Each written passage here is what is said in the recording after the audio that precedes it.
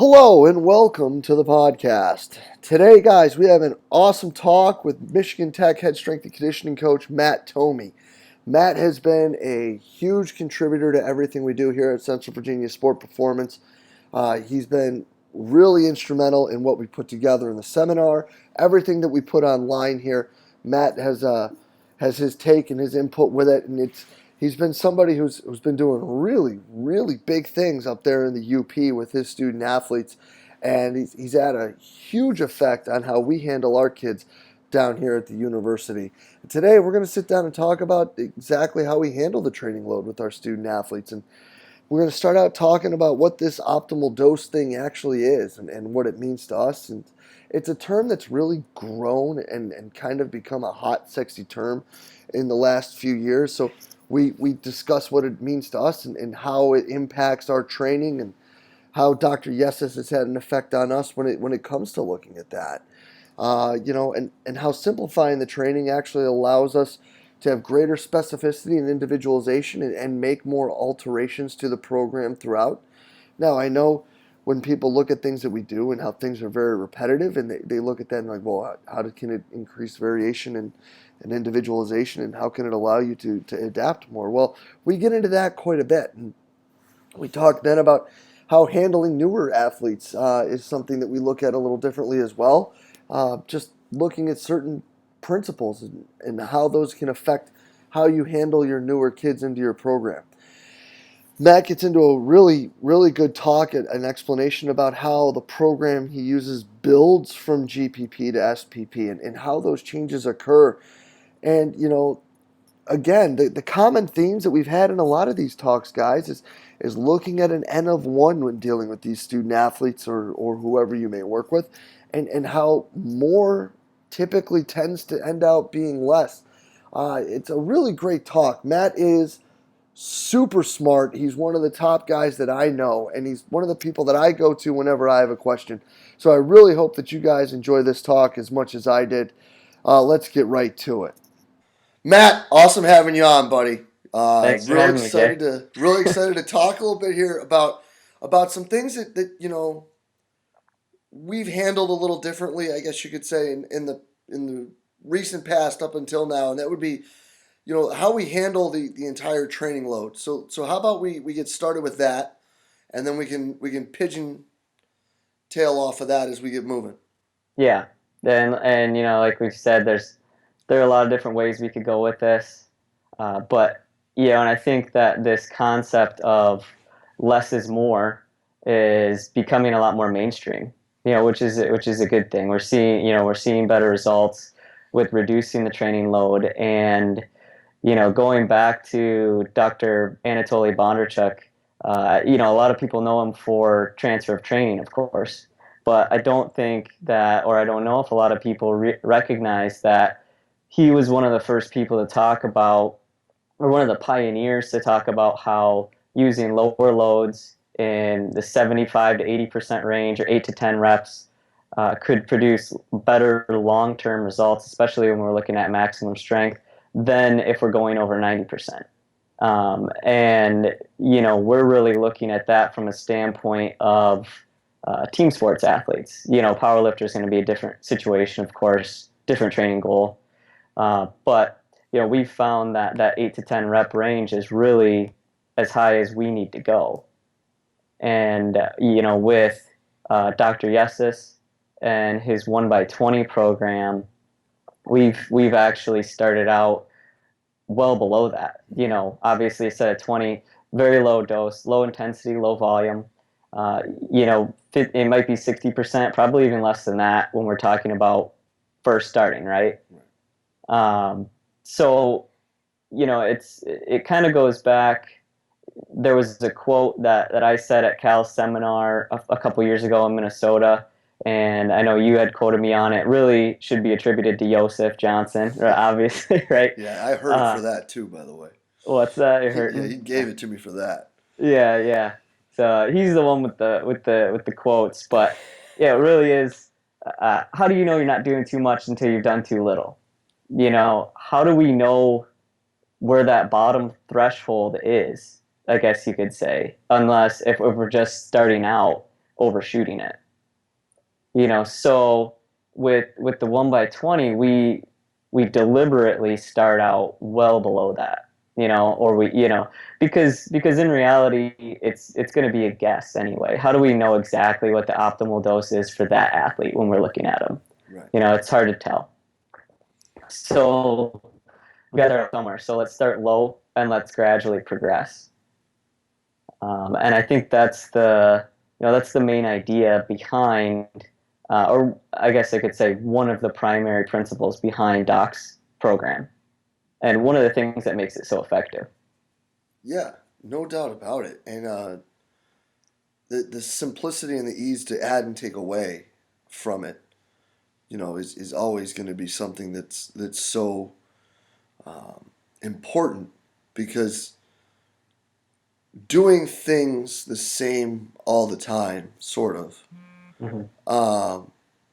will really open the doors for you to be able to start to see where they either mentally fall off or physically fall off, or if they can handle the whole workout fine, but they just come back the next day and are garbage. Yeah, the simplicity of the program allows for very easy autoregulation. Yeah. As No. well. Yeah, that's a great way to say it. Yeah. And it also is easily adaptable to how we monitor as well. So it's right. No matter what you're doing, it's easy to have a plan of action with it. Whether to go up, go down, or take things out, or whatever it may be. However you determine with that situation and that person the best way to do it. Yeah. But looking at it, one of the things that people ask about all the time when it comes to the program is how the results could almost be because of a taper effect or a realization effect, or the fact that you're doing so much less, that they're just resting and now they're better. Let's go with that a bit. Yeah, that obviously, if you have an athlete who has been doing quite a bit more, which is pretty much every athlete that you see coming in, or they might have been doing nothing. I mean, I guess in some cases coming in as incoming freshman year, but either way, if you decrease the load, we're going to see pretty much an immediate result, and that's just a delayed training effect, right? That's just a deload, taper, whatever you want to call it. But again, we're talking about long-term effectiveness. So we've seen progression over time. I mean, it continues for years and years. So it's not just that it's always a low load. We're progressing as we go, little by little, and we add intensity, we decrease the amount of reps, we increase the number of sets as needed.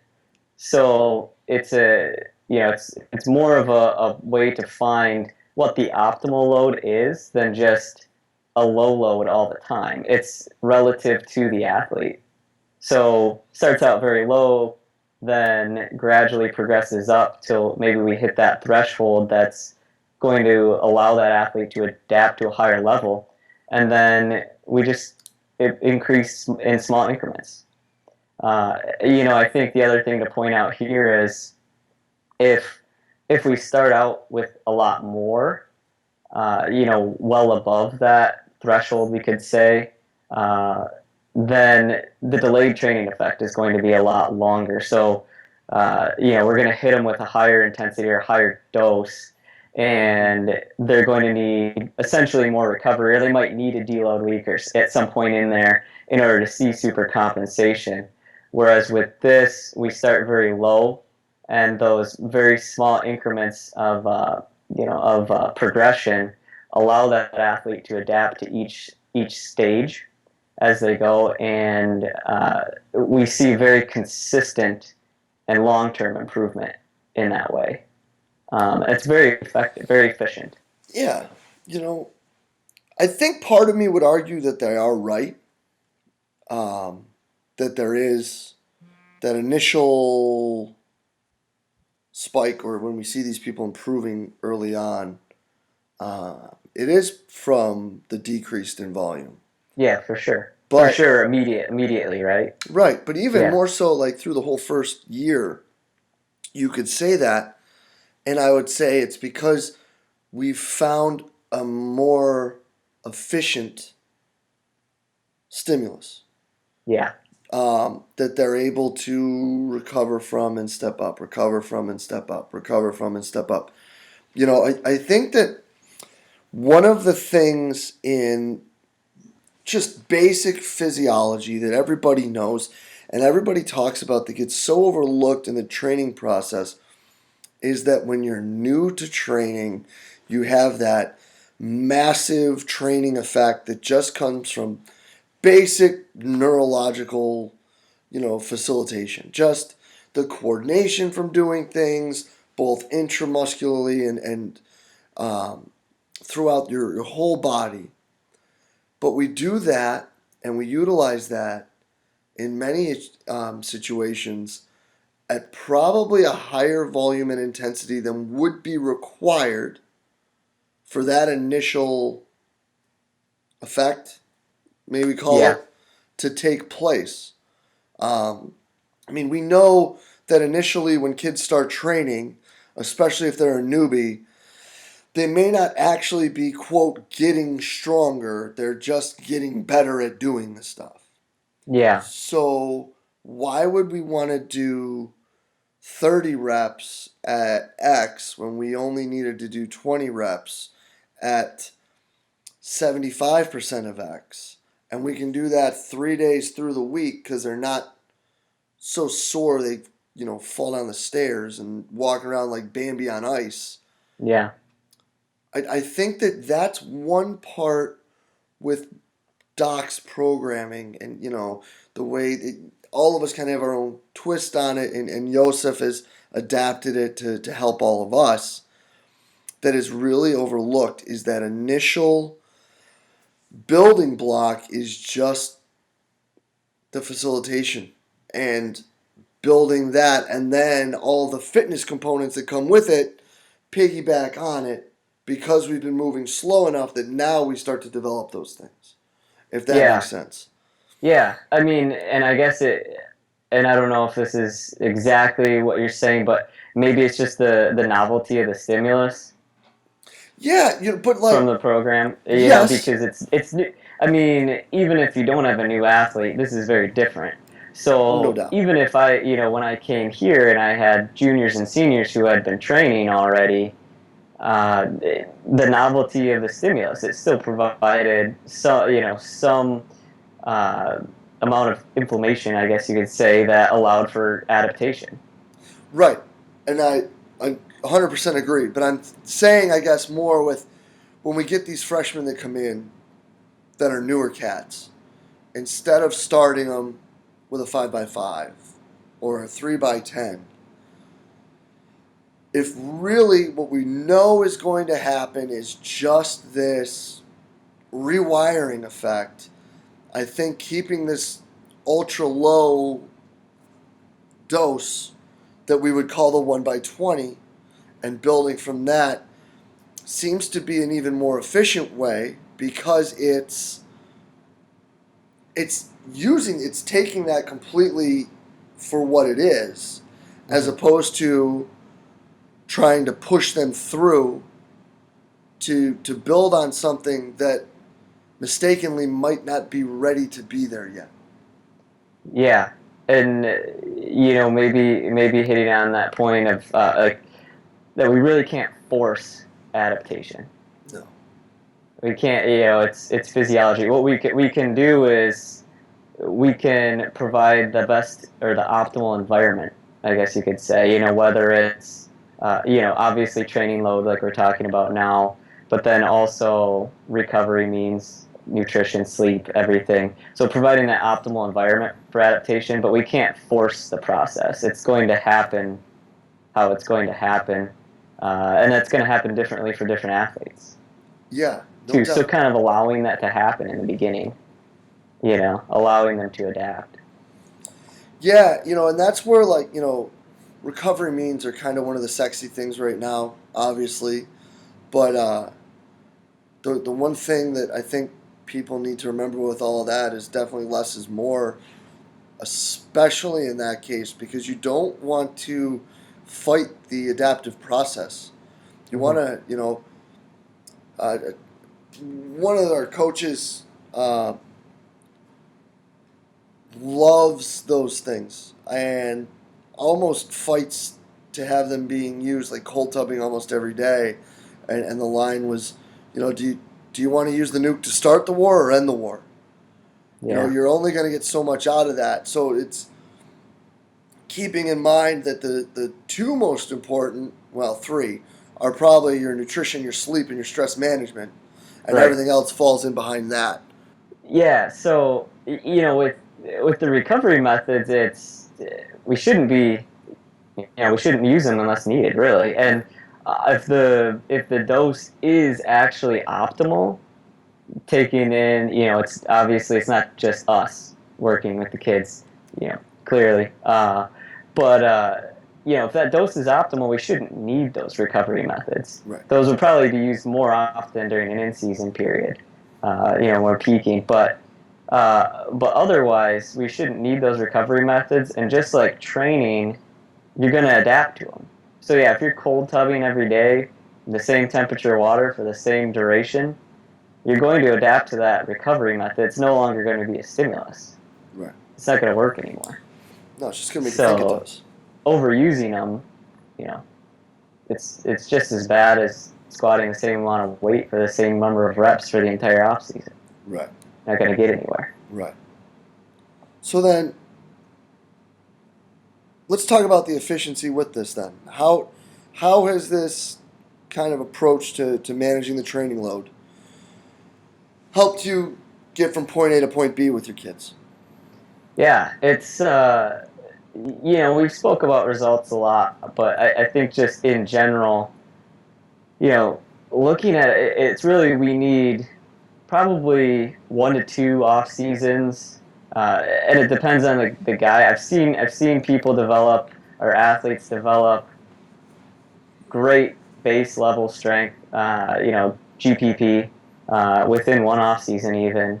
But most often we could say 2 off seasons and we have a very good base of strength, very good strength numbers, well over what's needed for basketball or even what's needed for football.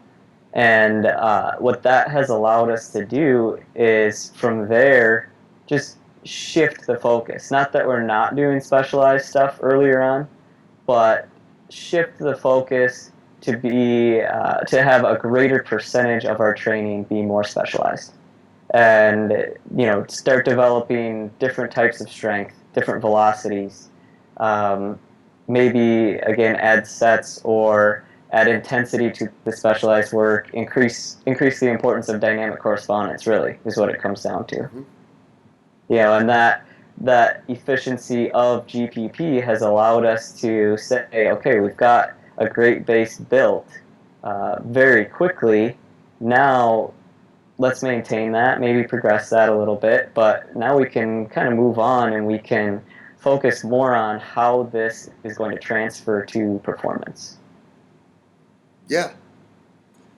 Yeah. No, and I think that building specialized exercises and building special strengths, um, which are two different things, Mm-hmm. are very, very important. And one of the things that really can just piggyback their way in, because like you said, when you get to a point where you have an individual who, I mean, it's, like Jeff and I talked about, strong enough is like a bourbon or beer conversation. Yeah. That's like sitting at the bar, BSing for a while. But when you're at a point where you determine that no longer needs to be like a primary focus, um, implementing those in place of isn't really the word, but I think you understand, like in along with, but overlapping with those things,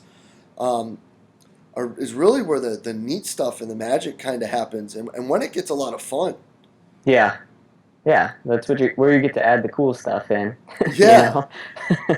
yeah, and when you see stuff and that's when you have a lot of like aha moments with kids, and a lot of like the same kids will have like a lot of aha moments, like, oh, like that's what he meant. Oh, that's what it's supposed to feel like, and Yeah, then um, oh, that's how I'm supposed to move with this.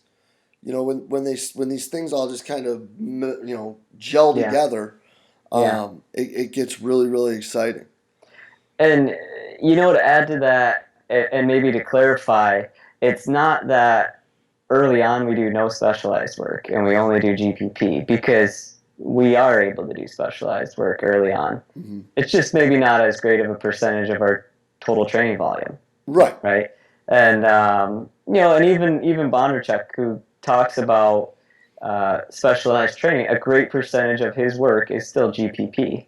Hmm. Yeah, he's doing a lot of specialized exercises, but still using a lot of general exercises along with those. And the majority of his training is still general when you talk about percentage.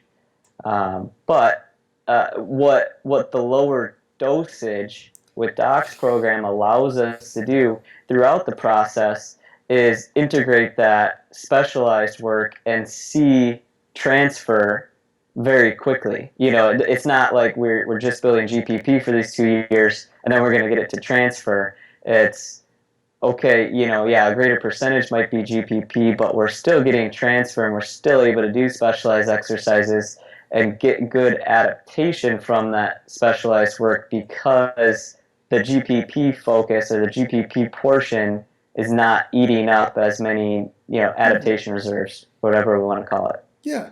No, it's just like the whole two line Yeah, graph idea. When it starts, general's way up here, specialized way down here, and they just slowly switch. yeah, And yeah, I mean, it's always, you've got an hour to train them. 50 minutes early on might be the GPP stuff, mm-hmm. 10 minutes might be specialized. And by the time, Steve's a senior, it might be 50 minutes of specialized stuff and 10 minutes of general stuff. Yeah, yeah, It's, and that's what's neat too is how simply it's just laid out right in front of you, and it's just a matter of catching the catching the right time to make the changes. yeah, yeah. Um, Being able to recognize that, yeah, yeah, definitely. and even if you miss it, it's not a bad thing. No, I mean, it's not going to be exact. It's not going to, Right. and especially in a team setting, it's, you just got to look at the average, I guess. Yeah, but you can recognize when that's probably enough for that position or that particular guy, and Hmm. we could probably, progress him on or her on or whatever to something else now. Yeah. So Yeah,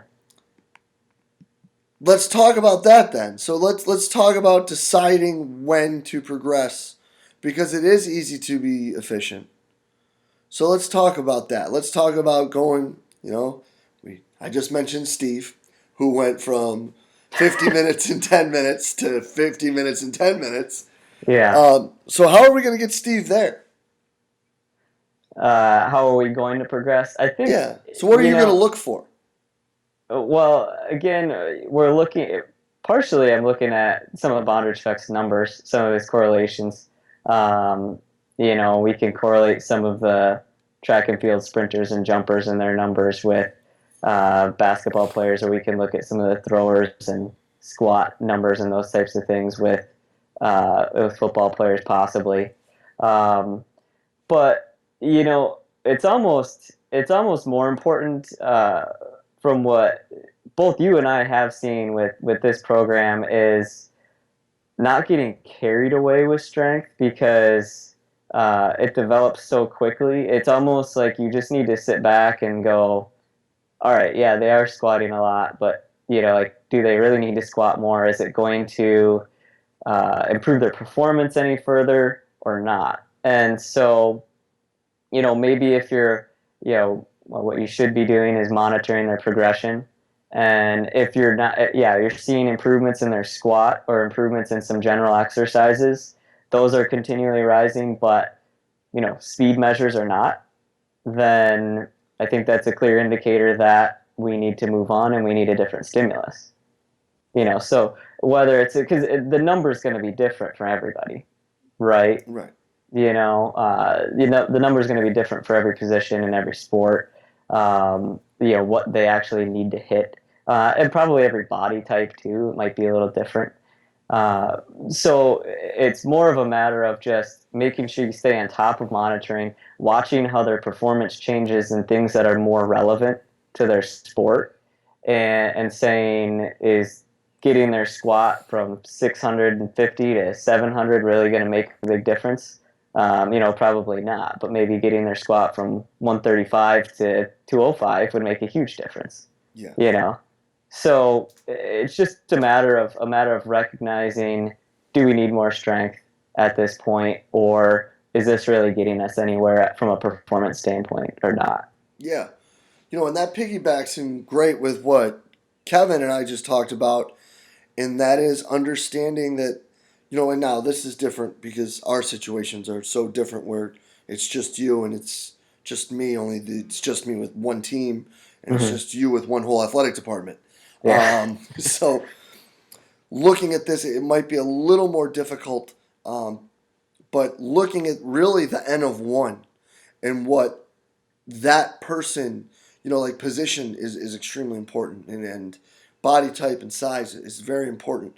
But looking at, is that person where they were before, are they better than where they were, later or not? And what is going to be the needed change? Are the things that are improving that individual person, or are we improving the wrong things? And looking at it through simple measures of like a 10 or a vertical, or Moyer used the long jump, Kier Mm-hmm. uses a long jump, because they're simple and they're quick.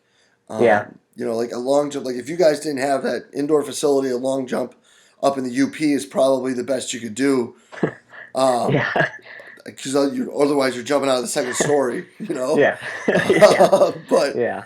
it would be something that you can correlate and find, as long as that's moving north, then you're okay. Then you're on the right path. And it's not so much that just because my squat went from 405 to 410 doesn't mean I went better.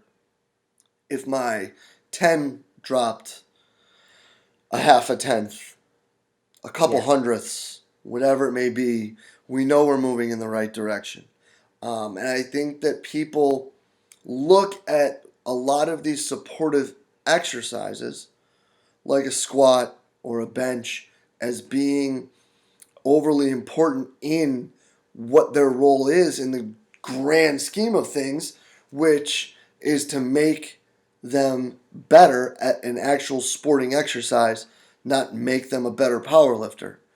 And that's not to sit here and say that either of us don't like lifting heavy stuff and we don't Right. like our guys to lift heavy stuff.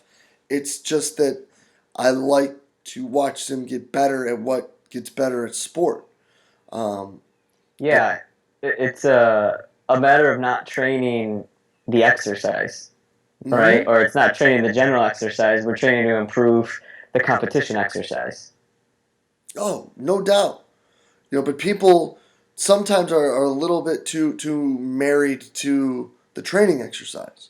Right. And I'm not going to say if that's good, bad, or indifferent. I'm just going to say that at the end of the day, we need to make sure that they're getting better at their sport as well. And that's where I think this allows us to make those quick, easy changes, because that cut from 20 to 14 is huge. Yeah. That cut from 14 to 8 is massive, because you're not just going from 14 to 8. It's not just 6, so it's almost a 50% drop. Mm-hmm. You're going from 28 to 16. Yeah. And it's when you look at it. Oh, I'm sorry, not 28. You're going from 42 to 16 because Yeah. you're cutting down the days. So it's an even bigger decrease, which allows for more energy to be expended at those higher transfer type activities. Right. But again, that just comes back to how efficient and simple the whole thing is. Yeah. Yeah. It's very easy to, like you said before, take away or add or put in whatever you need whenever you need to, and change the dose as needed, auto regulate as needed, and increase specificity as needed. Mm-hmm. And a lot of that is, it's hard to explain because it becomes more intuitive. You see, you learn how to recognize that. You just Mm-hmm. learn how to watch for it. The philosophical aspect of it can be brought in, even if people are sitting here listening and they're just going, "Oh, it's DeMeo talking about 1x20 again." Um, the philosophical part of it can go with anything. Like Kier said it best. If you can get something done in 2 sets and you're doing 4 sets, you might be making a mistake. If you take away and you see that they get better, maybe if you take away a little more, they'll continue to get better. And it's still just following a general linear progression Yeah. of increasing intensity, decreasing volume. It's the same ideas that most people would do. We just have a little less of everything, except for probably exercise selection. Right. Um, and so it's not something to just throw the baby out with the bathwater. It would be something where you can start just simply looking at where we're starting, where we're trying to go, what we deem is important, and then looking at how these things are progressing, and then, give yourself a little haircut every now and then. Yeah. And I want to add we first started talking about this, the whole less is more concept. It can take on many different forms, and this is basically how we do less, Mm-hmm. and still progress. Yeah. That's how we, conceptualize this philosophy, I Right. guess you could say. No, I think that's said perfectly. It is just coming back to less is more and what we can do to be more efficient. Because the one thing that our two situations have that are very much in common is an extremely high level of academic stress. Yeah. Like super smart kids going to super smart college, and now my guys might be in a little bit more of a hamstrung situation, but Yeah. Yeah. It's just a little. But it's yeah.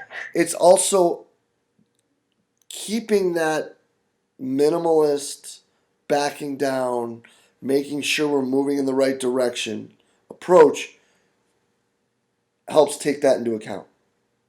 Yeah. Because there's only so much stress that you can take in before you're either sick or you're stagnant or you're overtrained or whatever it may be. Yeah. Going backwards. Yeah. Mm-hmm. Matt, this is an awesome talk, and I really hope that people understand where we're going with this and how this whole program started to evolve and where it's brought us in our path, and at least can take a step back and look at what they're doing and say, maybe if I do just a little less, we'll get a little better. Yeah. For sure, Jay. Yeah. Thanks for having me on. Yeah, man. Appreciate you taking the time to be with us, buddy. And we'll catch up real soon, bro. Yeah, All right, definitely. man. Thanks. Huge thank you to today's guest, Michigan Tech strength and conditioning coach Matt Thome, for sitting down and really kind of shedding some light on some things there. Guys, it's just another awesome talk where we're looking at a lot of things that you could take home here, looking at how we can develop student athletes, how we can look to progress student athletes, understanding the role of our position moving from GPP to SPP, and understanding how we can handle young kids and move them throughout. Matt is a super coach. He's a super guy. He's a person that's helped me out a ton. So I hope that you guys were able to take something from this. And as always, if you have any questions, thoughts, comments, leave them below. We really are trying to open some more dialogue here, guys. So if there's any questions you got for Thome, leave them there, and I'm sure that we'll get right to them and get them up on the site.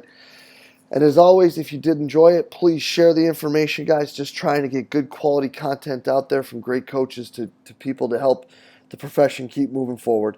And as always, thank you so much for being a part of Central Virginia Sport Performance. We will be back next week with another fantastic guest.